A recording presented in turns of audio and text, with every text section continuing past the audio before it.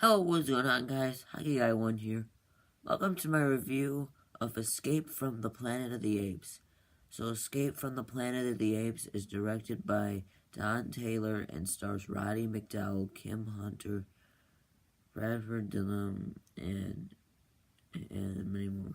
So, the story is Zero and Cornelius escaped Earth before it blew up, and went back all the way in the past to when Taylor's time, in which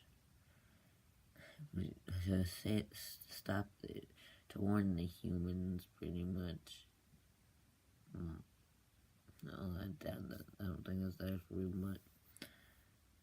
Really, this movie, all you need to know about this movie, it's in the title. But it's really stupid. I really think the story's bland. I mean, it's just nothing that interests me that much.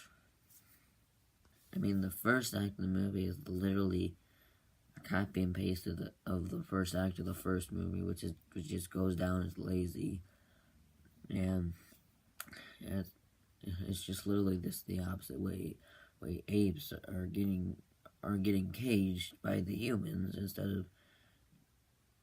of a human getting caged by the apes. And it's literally, like I said, it's literally the same thing as the first act of the original. The second act was a bit better though as they do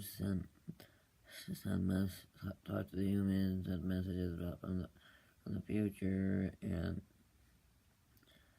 pretty much is probably the best part about the story, to be honest. I mean, the story is just really weak. I'm just not a fan of this movie story. Yeah,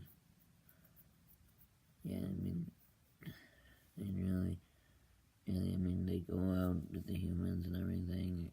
It just doesn't make any sense that much, but it's easily the best part of the story. I mean, in the third act, they have a baby. Yeah, I mean, and a lot of other shit happens. I mean, it's just not that interesting.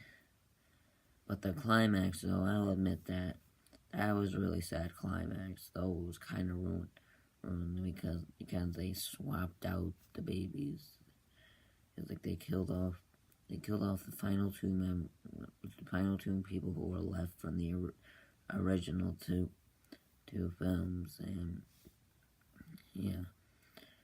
and also supposedly kill off their baby, but it turns out they switched it out, and there's actually Caesar from the next movie. I mean, I really did not like that decision to just switch out the babies. Like, I honestly didn't even like the decision to even have this movie exist, though. So that's not saying much.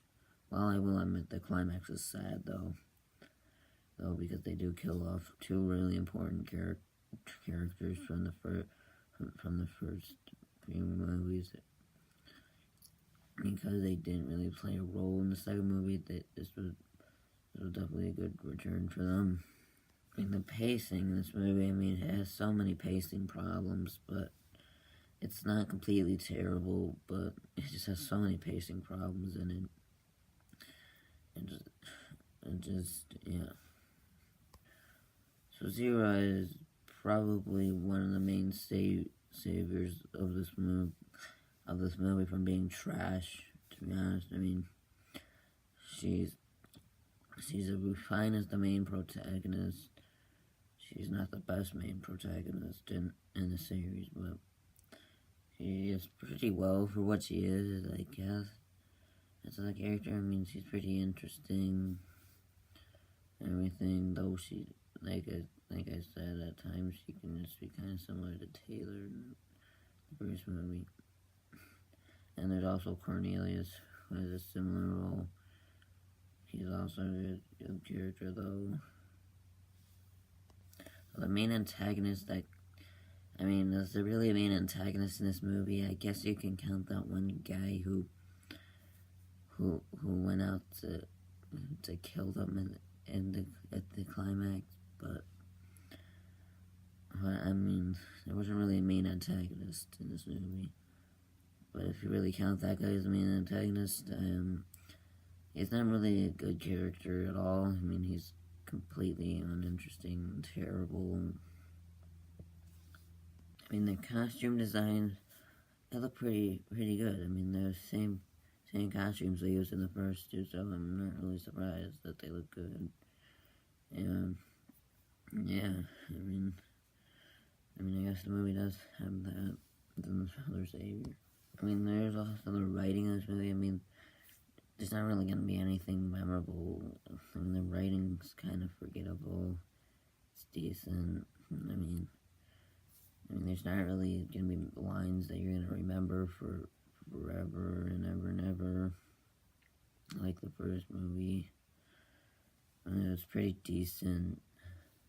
And the acting, I thought Tim Hunter did a fantastic job, and same thing with Roddy McDowell. And most of the actors did the best they could with what they were given as well. And I mean, they weren't exactly given the best scripts. I mean, so I think they all did pretty damn good. So overall, Escape from the Planet of the Apes didn't really need to exist. I mean, did we really need this? Not really, but we got it anyways. So, and it was actually pretty mediocre, I'd say, with a lot of problems with it. It also has some positives with it. And I'm gonna give Escape from the Planet of the Apes a 5.5 out of 10. That was my review of Escape from the Planet of the Apes. What are your thoughts on Escape from the Planet of the Apes? Tell me in the comments below, and I'd like to thank you guys for watching, and I'll see you next time. Bye.